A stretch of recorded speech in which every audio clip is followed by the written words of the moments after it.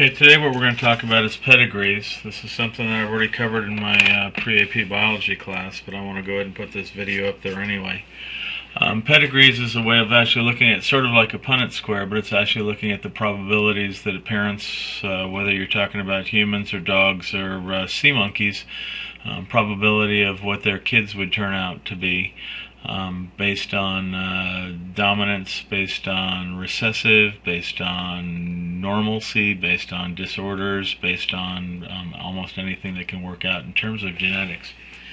We're going to look at a couple of different cases. There's a couple things we have to talk about alleles. Alleles are different forms of gene. It can be color of flower, it can be color of seed, it can be type of fur, it can be almost anything. Generations, talking about sea monkeys, we could be talking about days. Talking about elephants, we could be talking decades. In terms of humans, we're talking probably 14, 15 years, at least biologically. Maybe 7 or 8 more if we're talking about culturally. X-linked dominant, when we actually have X-linked, we have sex chromosomes where the disorder is dominant. We have sex chromosome X-linked when it's recessive. And if you notice the X's here, this is the two things that actually come together to make females. You notice the Y is kind of missing. This Y chromosome doesn't have really any gene other than making males males. If it actually had like hair color or number of toes or kidneys, that would mean that females who get an XX wouldn't have those characteristics. So the Y chromosome, this itty bitty teeny tiny itsy bitsy chromosome, actually doesn't code for much other than making the male a male. Okay, so I'm going to get rid of those. Okay, so what we're going to do is we're going to talk about X-linked. This is a sex chromosome dominant affected father. And if you look at that allele right there, this is the way the allele is supposed to be. Whatever this disease is, this is normal, this is the disorder. And we're going to talk about a dominant one. So this particular allele is favored over the normal allele. So the affected is going to be actually dominant over the unaffected. Okay, when we actually make males and females, when they get together and we actually create a kid, dad gives one set of the 23 chromosomes, 22 of which are called autosomal non-sexual chromosomes, and one sex chromosome. Mom gives the homologous pair, so also 22 autosomal and one sex chromosome. If it's an X and an X from dad, we get a female. If it's an X from mom and a Y from dad, we get a male. So these are the outcomes, and we basically have a 25% chance of each one of these. Now, I'm not saying if they had 4 kids it would be a male and a girl and a male and a female. I'm not saying it would be all males or all females. I'm saying that we could basically have any format. So I'm going to be showing you the 4 possibilities in each of these, but they don't have to go in this direction. Okay, the first son, and actually this could be the first son, but the son is actually listed here first, and let's go ahead and say that this is going to be first. And let's pick a color that's not on there. So this is going to be our first child, this is going to be our second child, this is going to be our third child, this is going to be our fourth. If you take a look at it, we have the unaffected mother giving an X chromosome to this male, and the father's giving the Y chromosome to this male. This gives a normal male. Then we get the normal X, because that's all mom has, to give to this daughter. Dad, to make a daughter, to make the daughter, actually has to give the X, and it is the dominant affective, and we have an affected daughter. This one, we get the X from mom, we get a Y, which is not affected by this particular X dominant, because again, Ys don't carry much. This is going to be unaffected son, and then this one over here is going to get another X, and the X from dad, to make it a female, we have another affected daughter. So this one seems to actually affect the daughters and not so much the sons, because the father actually has the dominant affected disorder. Let's go over to this one. This is X-linked dominant. This one now is an affected mother. Again, the sons are going to get the Y from dad, which doesn't have anything. This is an allele, which is the normal allele, and this one is going to be recessive. Mom has a recessive allele too, so she's got a 50-50 chance of giving a dominant damaged allele or the recessive normal allele. First son got a normal one from mom, got the Y from dad, is unaffected. The first daughter got a normal one for dad because he decided it's a girl, got the normal one for mom, unaffected. Next one, the male, got the X chromosome dominant damaged allele and got the Y from the dad. And the last one got the damaged allele X from mom, got a regular one from dad. The dominant one is the affected one. We have an affected daughter, we have an affected son, and we have two non-affected son and daughters. And again, you could have all of this form. You could have 4 males, all of them be unaffected. You could have 2 of these and 2 of those. You could have any setup you want. It doesn't have to have 1 male and female of this kind and 1 male and female of that kind. It doesn't happen. At least statistically, it's just as likely as getting 4 males, but it doesn't happen usually that you get a breakout of all possibilities. This is going to be an X-linked recessive, carrier mom, 2 alleles, there they are both. The blue one is the one that works, the white one is the one that actually is the disorder. And I'm not saying that all disorders are bad, but the fact that it says disorder, it sort of sounds as though it is. Again, 1 X has to come from mom. It's the only X that the boys get. 2 X's come from, the female gets 2 X's, 1 from mom, 1 from dad. And again, 1 from mom, 1 from dad, and then 1 from mom, 1 from dad. And if you take a look at it, the X that mom gave, in this case it was the regular allele, which is dominant, and got a Y from dad. This one got the regular one from mom and the only one dad has, which is regular. This one actually got a damaged one from mom and a regular one from dad. The dominant one is the regular, so she's a carrier. She's not affected. She's not showing, but she's got it. She's a carrier, which could actually give rise, sort of like this, to an unaffected child. And can we have an affected female? We can't, because the dominant one is the normal and the recessive one is the damaged. So this son actually got the damaged one from mom, mom being a carrier not showing the disease, and got the Y from dad who doesn't have the allele to fix it. So we have an affected son, 1 carrier daughter, and then 1 daughter and son, which is normal. Autosomal, these are the other 23 chromosomes. We have dad on this side, and we're not talking X and Y, so this is not X and Y's. These are not X and Y's. These are autosomals. This could be pair 13. Don't have any idea what pair it is, but let's say they're pair 13, homologous pairs. Dad has a chance of giving you this one or this one. Mom has a chance of giving you this one or this one. This is a mutated gene, and what we're going to get is, it looks like it's a dominant because it wins over. Here is one child. They're going to say a son. We got a normal one from mom. Dad gave the mutated one, and we actually have an affected son, a mutated gene.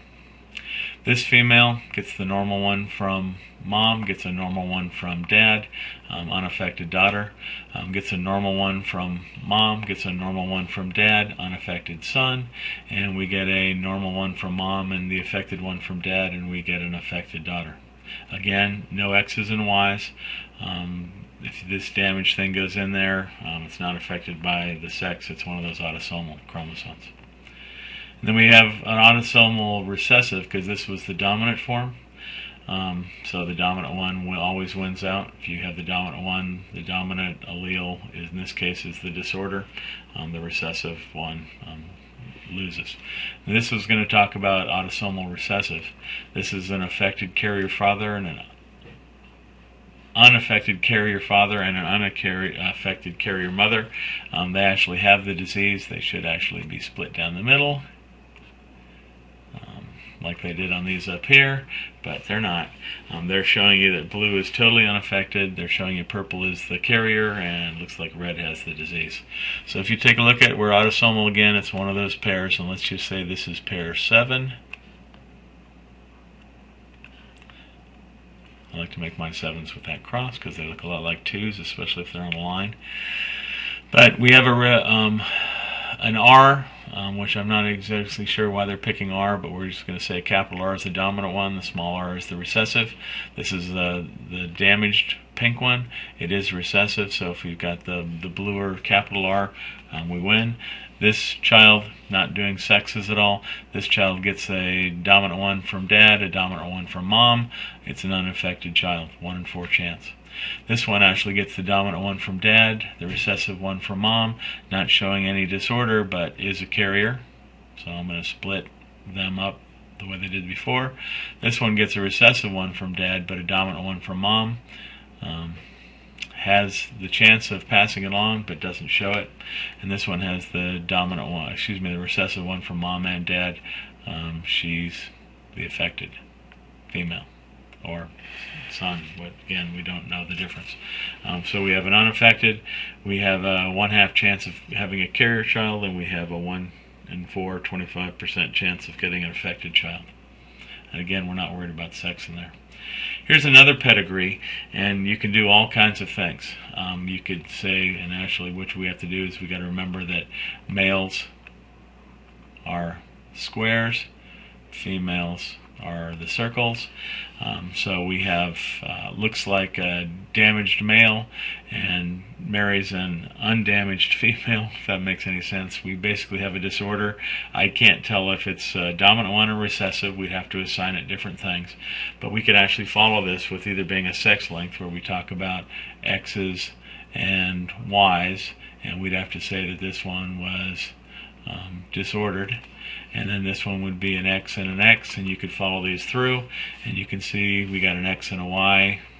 X from mom, who doesn't have a disorder. We got a Y, which can't be disordered. This one, we got an X from dad, which is disordered, and we have an X from mom. We've got a disorder, especially if it's dominant. And this one picked up an X and a Y. This one picked up an X damaged and an X. This one picked up an X and a Y. Actually, this is not from this child, but let's say this is not damaged or not disorder, no disorder, because it's white. This one is, so we picked up an X from mom and a Y from dad. This one is an X and X coming from an outside family, married into the family. This one is an X damaged female, marries a non-disordered male, and you could follow this all the way through. So we actually have a damaged X. Is it possible to have this? We could pull this X out, that X out. That works.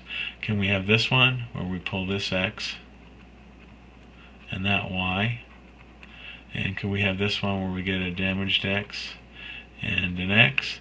And then can we do this one where we get this X and this X? Then we actually have an XY coming in from another family. This one we actually have 2 kids. Can we do this? If I take that X and dad's X, and if we take the damaged X and a Y, marries, and this one we have 2 kids. We have an X and a Y. We have XX, and here we have an XX, and we can have an X damaged and an X, and we can have an XX, except these is a XY, XY, and this one can be a damaged XY and marries an XX. Looks like we could actually get an X dominant. Okay, let me get an eraser and make it a little larger than what it's supposed to be, so I can actually just go through here and do this. So it looks like we could actually get an X dominant, and this pedigree would work just fine. If we do X recessive next, again we have males, females, and X recessive. So in order to make this, we get an X that's damaged. It's recessive because there's no other X. This one has 2 X's and works just fine. Can we do this one? This is male, so we get an X and a Y. That's fine. Can we do this one? We have an X damaged, and we have an X, but it's now recessive. This would be a carrier but would not show the disease, so this doesn't work.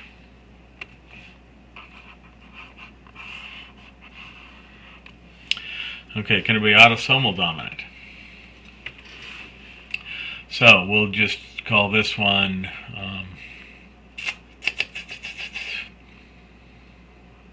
big M, small m, and this is dominant, so the big M actually means we have the disorder, and this is going to be MM, because again we're not doing the sex chromosomes, it's no X and Y's. Okay, so we have a disorder M, and can we make this one? Can we take the little m and the little m? Can we take the big M and the little m? Can we take the little m and the little m? Can we take the big M and the little m? Marries little m, and can we make a little m, and marries a little m. That's going to check, that's going to check. This is a big M, little m, and this is a little m. And can we do that? Can we make this one? We can take a big M, we can take a big M. We can take a big, small m's, we can take a big M. Marries little m's, and we said that can work. We can get this one, we can get this one, we can get this one, we can get this one. So it looks like autosomal dominant works also. And I'll tell you that chromosome or autosomal recessive does not work, because I don't really want to work on this one again. But that's the way this one works. So we can actually figure out, looking at a genotype and look at a karyotype for different families, we can figure out if one is the disease X-linked or dominant, is it autosomal dominant, is it X-linked recessive, is it autosomal recessive. We can tell that. We can also talk about probabilities. Did I get them all? Okay. This thing's another way of doing pedigrees. You can actually write your names in here. Like I could go in here and say Mike. I could say my dad was James. Kathy. I could go in and say their parents. I could say their parents, and this is one way of actually showing a pedigree, especially if you can prove that if I did my wife, one of these way over here is going to be Pocahontas, so she actually can follow her lineage back to Pocahontas and actually a couple of generations before. The other side was John Rolfe, which we can actually take probably just about as far, if not farther. So her pedigree actually says something. I'm just basically a mutt. Got a whole lot of non-famous people in my background. I really like this one a lot. This is talking about generations, and I guess I didn't really talk about generations. The way generations work is the oldest generation on the paper is called Generation 1. The next generation is Generation 2. This would be Generation 3. And we're actually talking about an unborn child, but if we can count the chickens before they're hatched, that would be Generation 4. If you do it this way, Generation 1, 2, 3, and I would be one of 4. If you go here, we got Generation 1, 2, 3, and 4. And if we go up there, we have Generation 1 and 2. So generations work basically by saying the oldest generation is the smallest number, and they get bigger with time. You could go all the way back, and this would be Generation 1, Generation 2, Generation 3, and this is a key, so that's not 4. So this one looks like a pretty eventful one. Okay, the way this is supposed to work is this is a child. He's got a P there because he's probate. This came off of a lawyer's site. Excuse me. And what we're doing is we actually we have a 38-year-old woman who wants to have a kid. If we follow back, let me just talk about some things. This is the male. So this is a we're talking really about this person. So this is the child. These are her parents. These are her parents. So this is the grandfather. And grandfather is 90 years old, has high blood pressure and cholesterol. If that's the only thing a 90-year-old has is a problem, that's bad. That's not too bad. Grandmother, this means she's deceased, and she died when she was 24 years old. The way the story goes is she died in childbirth. If you take a look at the age here, looks like that age could be it, or this could be an older brother. But this is the father, and the father is 70 years old and seems to be doing fine. These lines actually mean that the marriage that was there is broken. Mom is still alive. They had, actually let's go over here. These two right here actually had a daughter and married this man, had this 1 kid, 2 kids, 3 kids, but I want to talk about this one for a second. So 74-year-old grandfather who's dead passed away, and 76-year-old grandmother passed away. They're from Germany, so it actually does give you country background. And basically what we have is we have this family right here, and we have this family linkage on this side, and they come together on this side in a very unique situation. But these two got married, and they had 1 daughter, 1 son, plus 3 more daughters, and this is what the 3 represents. So we've got deceased, we've got divorced, we have the number. If they don't want to actually make this pedigree as big as it's supposed to be, it tells you how old they were when they died. Lisa, the 38-year-old we're talking about, actually has 2 brothers, has a 40-year-old brother who seems to be doing very well, and a 16-year-old brother, except he died when he was 16, died quite a while ago. So he's out of the picture, but from all intents and purposes, we see that they're very healthy, and when we talk about lawyers and pedigrees, this has to work. We actually have a divorce here. Lisa was married. Here's the male, the husband. Got divorced when Lisa met another woman, and they hit it off. And what happened was Lisa got divorced. They're now a couple, and this couple wants to have a baby. Lisa is the one who chose or picked or wanted to be the mother. And what happens is she's getting donor sperm from, I'm not sure what direction, but it's from this man, a 32-year-old man who has a sister and looks like a healthy background. Does have grandparents. One side is dead, one side's alive. So it's a 32-year-old donating the 38-year-old Lisa the egg, and this is the baby who is growing inside of Lisa but is not born. So you can do these pedigrees for lots of different ways. This is not really talking about genetic diseases or male or female. It's actually talking about how healthy the individuals are going to be and how we got to the situation where we actually have this biological couple and this social couple actually raising the 2 kids. Last pedigree, this is talking about cystic fibrosis, a very bad disorder that actually builds up an accumulation of mucus in the lungs, makes it tough to breathe in a very bad way. We have the affected ones when they're colored red. We have the carriers when they're healthy carriers, when they've got the little dots. And we can go all the way back to this Scottish-Irish family and this Irish-English family. And we can see we start with 2 females who are carriers. And the way it works out is it actually goes down, and you can see that they had a carrier son, and they had a normal daughter, and they had another carrier son. They had a carrier daughter who married the carrier son from the other family, and then they had a regular son. They married normal. He married normal. So what happens, he's got a chance of actually having normal kids or abnormal kids. If she would actually get married to a normal, there's no cystic fibrosis at all, no genetic disease for that. This one looks like it's pretty heavy chance of getting it. You can see it's a 50-50 chance. You can be a carrier, you could be nothing, or you can actually be a male or a female with cystic fibrosis. Sam is coming from 2 individuals that does not have the disorder, even as a recessive form.